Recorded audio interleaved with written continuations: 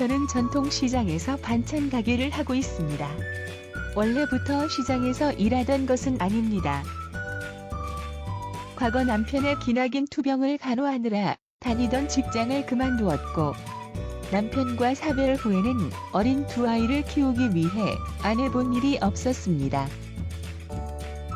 여자 혼자서 두 아이를 키우다 보니 생활비 부족으로 빚을 지게 되었습니다. 하루하루 생활하기에도 벅찬 상황이었습니다. 그런 저를 안타깝게 생각하던 친정어머니는 하시던 반찬 가게 일을 도우라며 저희 가족을 친정집으로 오게 하셨습니다.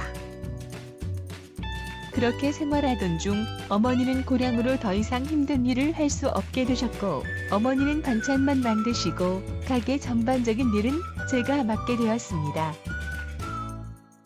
보증금 인상을 준비하던 시기였습니다. 시장 일로 바빴기에 어머니께 보증금 송금을 부탁드렸습니다. 그러던 중 사건이 일어났습니다. 어머니께서 은행에 가던 중 보이스피싱을 당하고 보증금 인상액을 전부 사기꾼들에게 빼앗기고 말았습니다. 경찰에 신고를 하였고 보증금 인상은 월세를 올리는 것으로 잘 정리하였으나 나중에 그 사실을 알게 된 어머니는 몸져 누우셨습니다. 어머니 역시 저 혼자 반찬 가게를 운영 중이지만 아무래도 부족한 모양인지 매출이 떨어진 상황입니다. 거기에 월세도 오르고 기존에 제가 갖고 있던 빚의 이자까지 너무 힘든 상황입니다. 저는 어떻게 해야 할까요? 정말 걱정이 많으시겠어요. 현재 연체가 된 채무가 있으신가요? 네, 기존에 제가 가지고 있던 채무는 전부 장기 연체된 상황입니다. 그러시군요. 현재 채무가 어디에 얼만큼 남아있는지 채무표를 작성하여 자세히 살펴보도록 하겠습니다. 본인의 채무의 양을 모르시는 분들은 각 금융사의 부채증명서를 발급받으면 확인할 수 있습니다.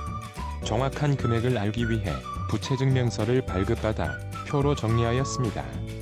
부채증명서를 발급하면 남아있는 채무의 원금 및 이자, 그리고 연체 기간에 대해 자세히 알 수 있습니다. 현재 총 채무액은 7,750만원입니다. 상담인은 연체가 된 기간이 평균 3년이 넘는 상태였습니다. 그만큼 원금보다 연체이자가 더 많은 상황이었습니다. 다음으로 소득과 재산에 대해 여쭙도록 하겠습니다. 현재 영업소득이 어느 정도 되시나요? 지금 당장은 월 소득이 150만 원 정도 되는 것 같습니다. 다만 반찬 가게가 어머니의 명의로 되어 있기에 제 소득 증명은 되지 않습니다. 그러나 한부모 가정으로 복지급여 월 50만 원 정도 지원받고 있습니다. 재산은 어느 정도 되시나요? 제 명의의 재산은 아무것도 없습니다. 점포 보증금 역시 어머니의 명의로 되어 있습니다. 소득과 재산을 표로 정리하여 살펴보도록 하겠습니다. 영업소득자의 경우 일반적으로 최근 1년간의 소득으로 소득 수준을 산정하고 있습니다. 정확한 소득을 알기 위해 부가가치세 과세표준 증명을 발급받고 이에 더해 상담인이 작성한 간이장부를 바탕으로 표로 작성하였습니다. 중요한 점은 제세 공과금, 필요 비용 등을 공제한 소득을 소득으로 산정해야 한다는 것입니다. 영업소득은 모두 상담인의 어머니의 명의의 사업자로 발생되었으므로 상담인의 영업소득은 없는 상태지만 실제적으로 상담인이 운영하고 있기에 채무조정 과정에 이를 주장할 수 있어 보입니다. 영업소득은 약 170만원 정도입니다. 또한 복지급여로 50만원의 추가 소득이 있습니다. 재산의 경우는 상담인의 재산은 없습니다. 다음은 생계비를 알아보겠습니다. 가족 구성원은 어머니 및 미성년 자녀 2명이 있는 4인 가족입니다. 개인 회생에서는 미성년 자녀만 부양가족에 포함하는 3인 가구로 산정됩니다.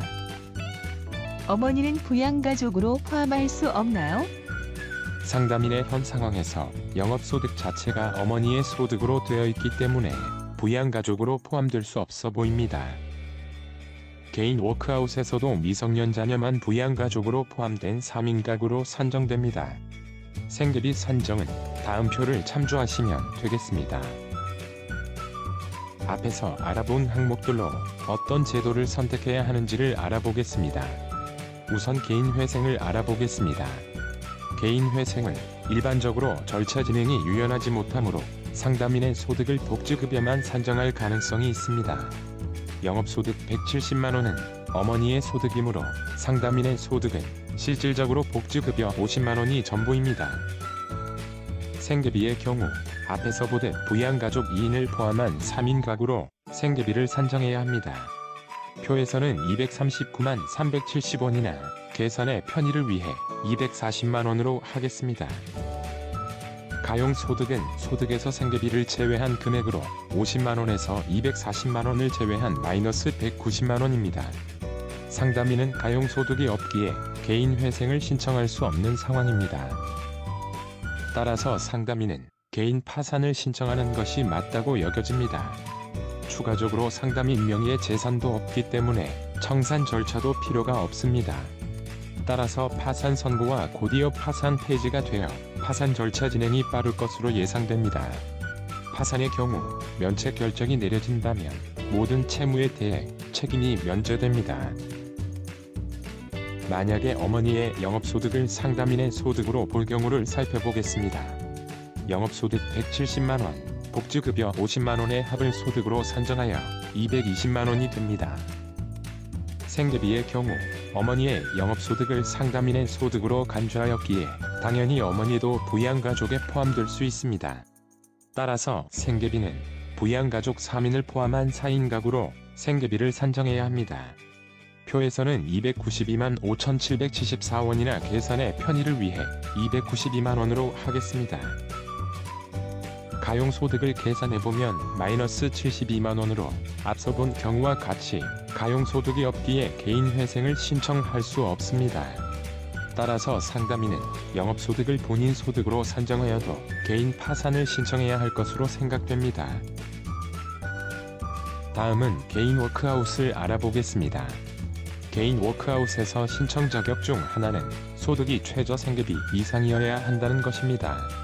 여기에서는 3인 가구로 표에서 보되 3인 가구 최저 생계비는 약 160만원입니다. 상담인의 소득은 복지급여 50만원이 전부이지만 개인 워크아웃은 개인회생에 비해 절차 진행에 유연함이 있습니다. 따라서 상담인의 상황을 설명하여 영업소득을 상담인의 소득으로 산정할 수 있을 것입니다. 이를 통해 소득을 220만원으로 조정한다면 신청 조건 1에는 해당이 됩니다. 다음은 신청 조건 1입니다. 연체기간 3개월 이상인 채무자여야 하며 연체기간이 3개월 이상이므로 신청 조건 2에도 해당이 됩니다. 추가적으로 연체기간이 31일에서 90일 미만의 경우는 프리워크아웃 제도를 이용할 수 있으며 정상이행자 또는 30일 이하 연체자는 신속 채무조정 제도를 이용하실 수 있습니다. 채무의 경우 상담인은 연체기간이 매우 길어 모든 채무가 상각채권일 가능성이 높습니다. 상각채권의 경우 원금의 최대 70%까지 감면이 가능하나 일반적으로 감면 비율이 높지 않습니다. 여기서는 30% 원금 감면을 적용해 보겠습니다. 또한 연체이자는 전액 감면이므로 원금 3,150만원에서 원금 감면 945만원을 공제한 2,205만원이 대상 채무액이 됩니다. 개인 워크아웃은 이자 감면 등 채무 조정이 된 대상 채무액을 최장 96개월간 분할 변제하게 됩니다. 표에서 보되 개인 워크아웃의 감면율은 약 71% 정도입니다. 개인 회생과 개인 파산 개인 워크아웃을 알아보았습니다. 상담인의 경우 소득이 적기 때문에 개인 회생이 불가능하였습니다. 그렇지만 소득이 적기 때문에 개인 파산을 신청하실 수 있었습니다. 반면 개인 워크아웃은 상담인의 주장에 따라 소득을 조정할 수 있기에 조정이 인정이 된다면 신청이 가능하였습니다. 개인 파산 신청 시 채무 감면율은 100%입니다. 개인 워크아웃 신청 시 8년 분할 상환 조건으로 월 변제액은 약 23만원이며 감면율은 약 71%입니다. 소득이 적고 불분명한 사례를 살펴보았습니다. 어찌 보면 특이한 사례이지만 예상외로 이러한 어려운 상황에 처해 있는 사람들이 많습니다. 앞에서 살펴보았듯이 개인 회생은 신청 불가능하지만 개인 파산은 신청이 가능하였습니다. 개인 워크아웃의 경우 감면율이 71% 수준으로 월 상환액 부담이 크지는 않았습니다. 감면율만 고려한다면 100% 감면 가능한 개인 파산을 선택함이 유리합니다. 다만 개인 파산의 경우 경제활동의 제한이 개인 워크아웃보다 크다는 점을 유의해야 합니다. 따라서 감면율만 고려하는 것이 아니라 이후 경제활동까지 생각하여 채무자구제 제도를 선택하여야 합니다.